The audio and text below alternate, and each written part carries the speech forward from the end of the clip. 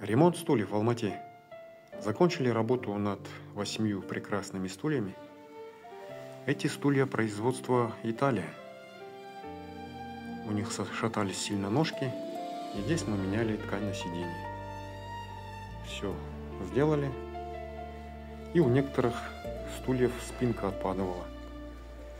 То есть примерно вот в таком жанре. Все заклеили, но будет держаться теперь много лет.